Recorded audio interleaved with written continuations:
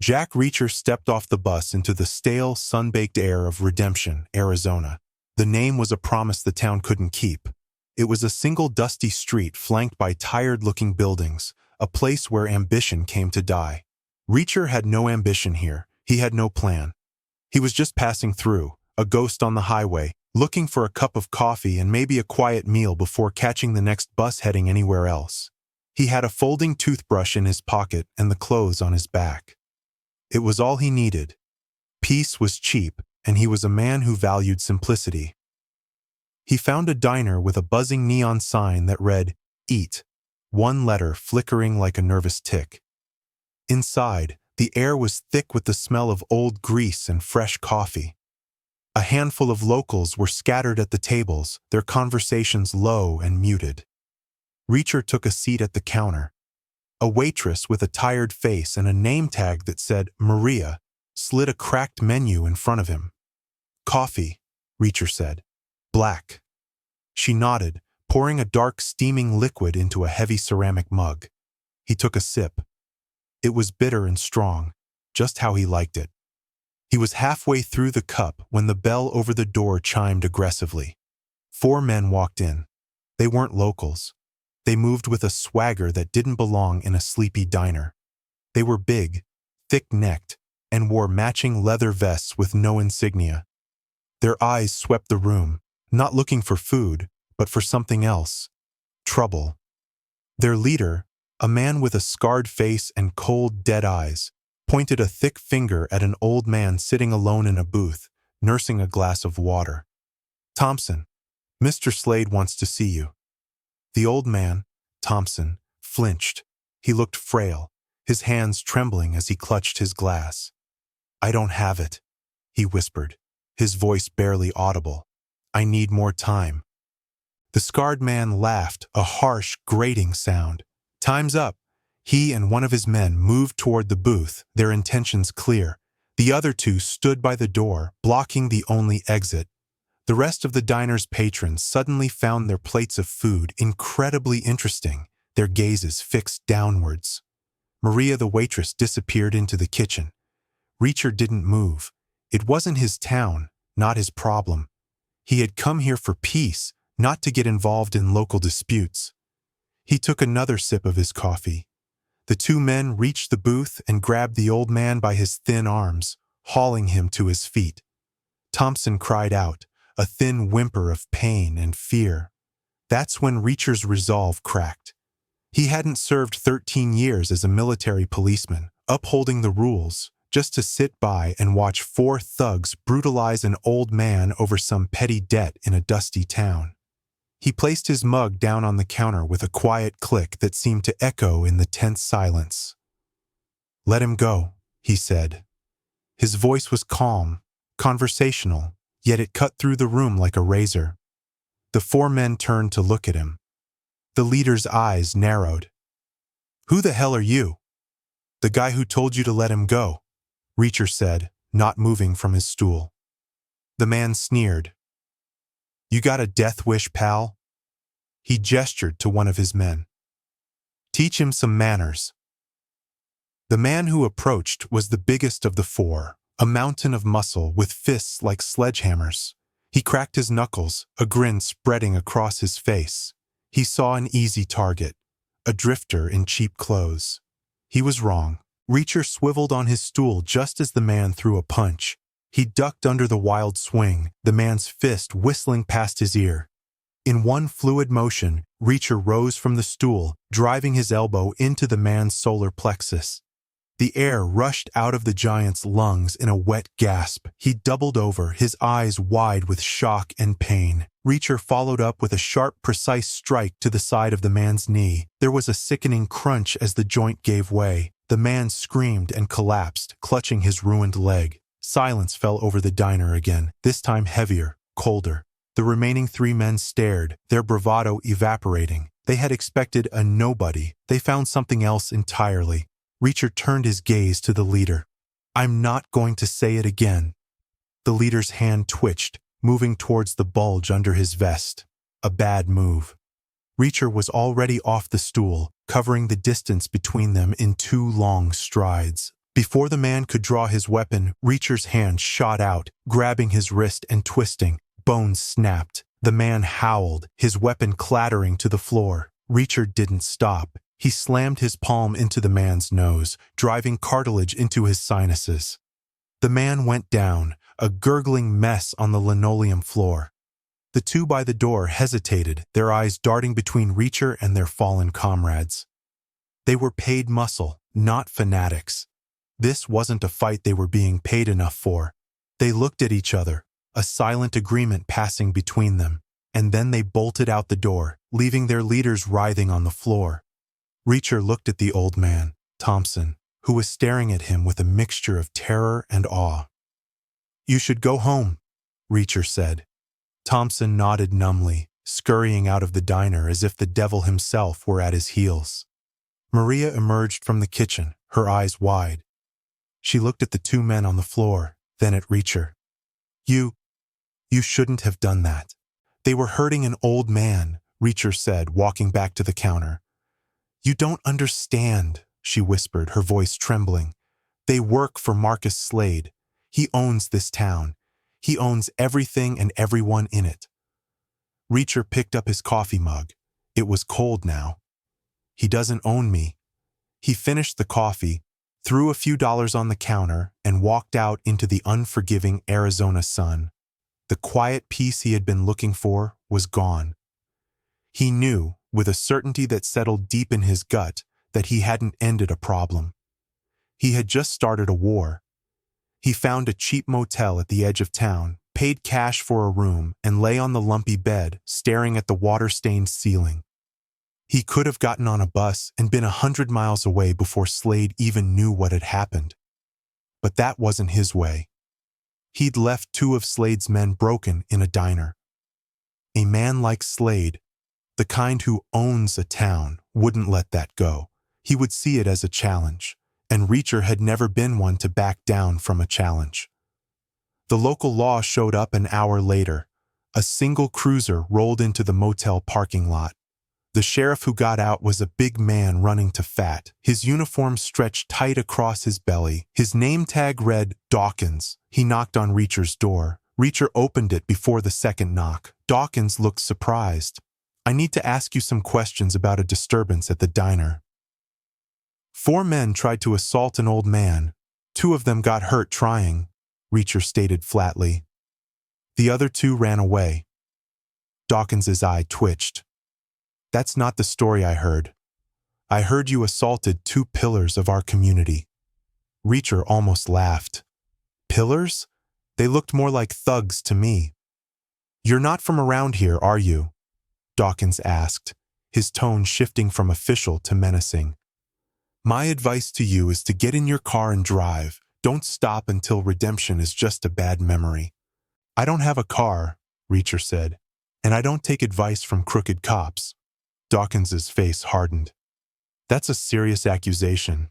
"It's a serious problem," Reacher replied, leaning against the doorframe. "You work for Slade, don't you? Everyone in this town seems to." The sheriff's hand rested on the butt of his gun. "You're making a big mistake." "No," Reacher said, his voice dropping to a low, dangerous tone. "The mistake was made when your boss sent his goons after a helpless old man. Now, unless you have a warrant, get off this property." Dawkins hesitated, staring into Reacher's unblinking eyes. He saw something there that made him take a step back. It wasn't fear. It was a complete lack of it. Dawkins was used to being the biggest predator in this small pond. He suddenly felt like he was facing a shark. He grunted, turned without another word, and got back in his cruiser. As he drove away, Reacher knew the message would be delivered to Slade. The drifter isn't running. Night fell, and with it came a suffocating silence. Reacher sat in the dark room, listening. He knew they would come for him. They wouldn't make the same mistake twice. They wouldn't send just 2 men. Around midnight, he heard the faint crunch of tires on gravel. Not 1 car, but 2. They parked down the road, out of sight. Doors opened and closed softly. Footsteps, quiet and deliberate, approached his room from both the front and the back. Reacher was already moving. He slipped out of his room's back window, landing silently on the dry grass. He circled around the building, using the shadows as cover. He counted 6 men, moving in tactical formation. They were more disciplined than the crew from the diner. Slade was escalating. They surrounded his room, 2 at the front door, 2 at the back window, and 2 covering the sides. They were preparing to breach. Reacher crept up behind the 2 men at the rear of the building. They were focused on the window, whispering into radios. "On 3, one of them said. 1, 2. He never got to 3. Reacher exploded from the darkness. He took the first man out with a chokehold, cutting off his air supply before he could make a sound. The man went limp in his arms, and Reacher lowered him gently to the ground. The second man turned, sensing movement, his eyes widening in the dim light. Reacher didn't give him time to react. A single powerful punch to the throat crushed his larynx. The man dropped his weapon, clawing at his neck, making a terrible silent choking sound before he collapsed. Reacher picked up the fallen man's radio. "Status?" a voice crackled. Reacher moved along the side of the building. The 2 men covering the side were now moving toward the back, wondering what the delay was.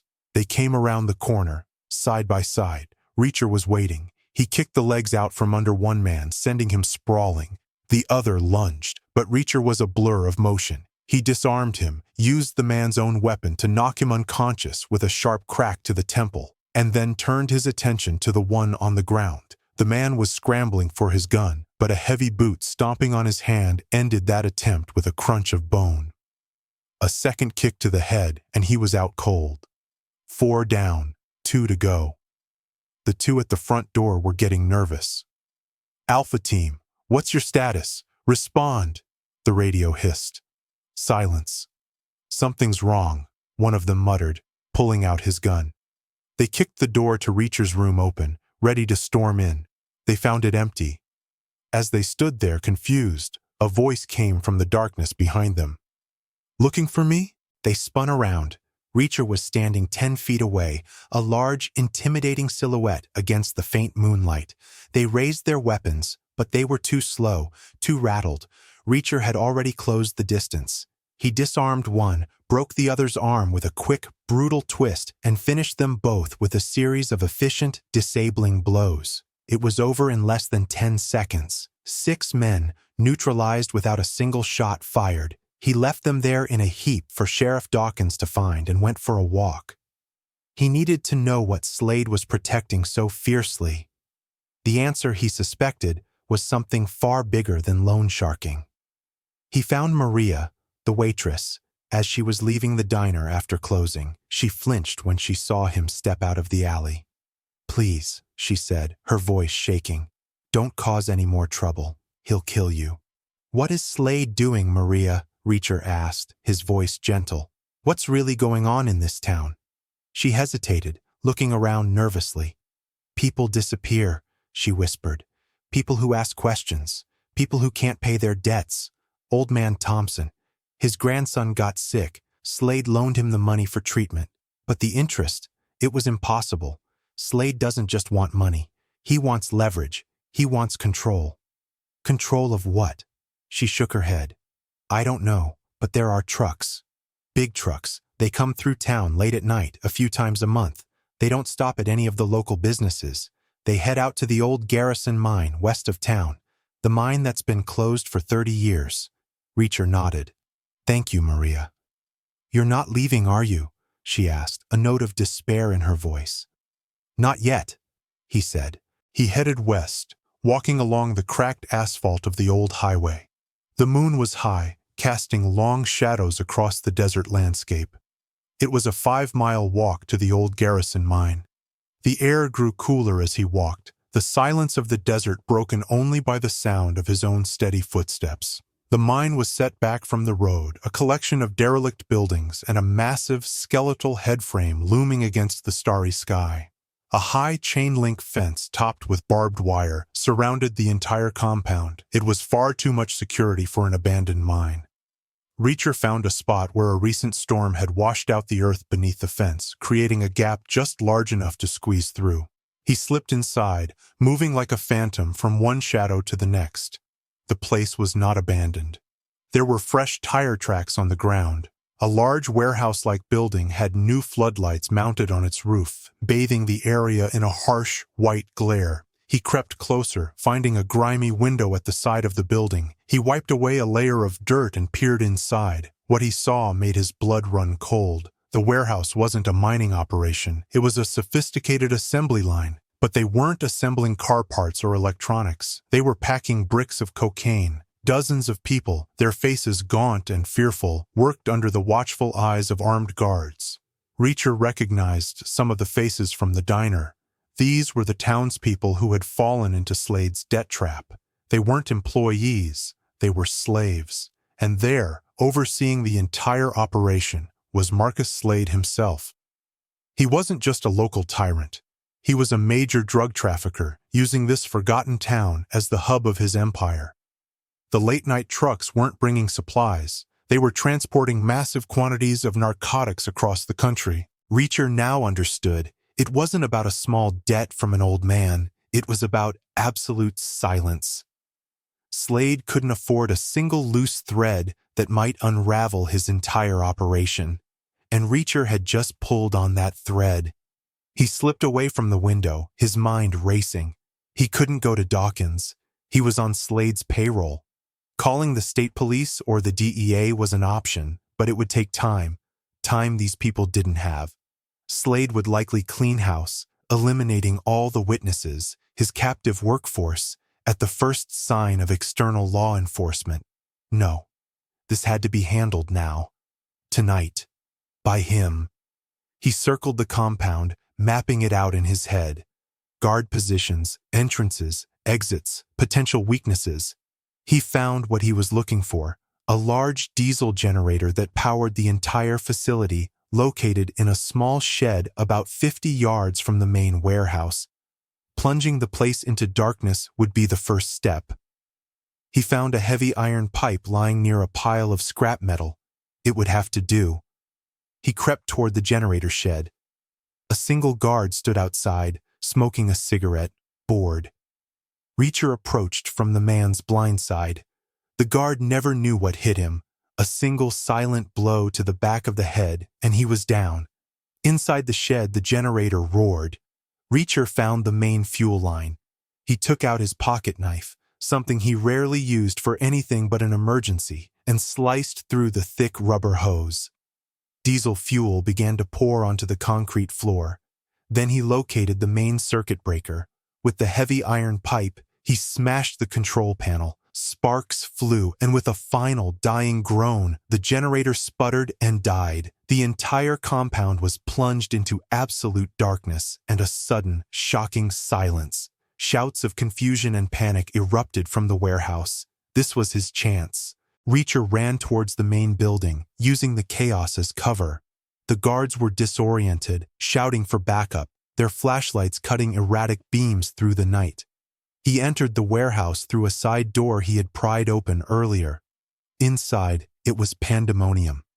The captive workers were cowering, while the armed guards tried to restore order. Reacher moved through the darkness, a predator in his element. He was not a soldier anymore, but he remembered the training. Strike fast, strike hard, create chaos. He took out the first guard from behind, a quick and silent takedown. He took his weapon, a standard automatic rifle. He checked the magazine. Full. He moved to the next one, and the next. He was a ghost in the dark, using the stacks of crates and machinery as cover. He wasn't a killer, not by choice.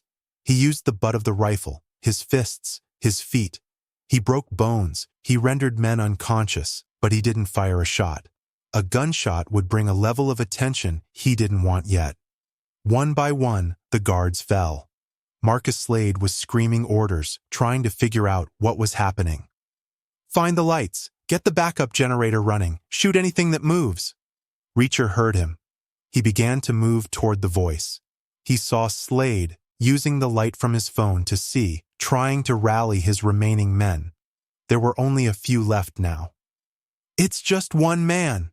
Slade yelled, his voice laced with a tremor of fear. "Find him!" "He's already found you," Reacher said, his voice echoing in the vast, dark warehouse. Slade spun around, firing his pistol blindly into the darkness. The bullets ricocheted off metal machinery. Reacher was no longer there. He was circling, closing the net. The few remaining guards clustered around their boss, pointing their weapons into the shadows. They were terrified. They were fighting an enemy they couldn't see. Reacher climbed a ladder onto a catwalk that ran along the wall. From his elevated position, he could see them all, huddled together in the center of the floor. He dropped down behind them, landing as softly as a cat.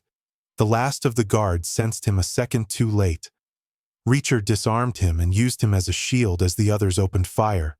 The man grunted as bullets meant for Reacher slammed into his body. Reacher dropped the dead weight and charged forward into the fray. The fight was brutal and short.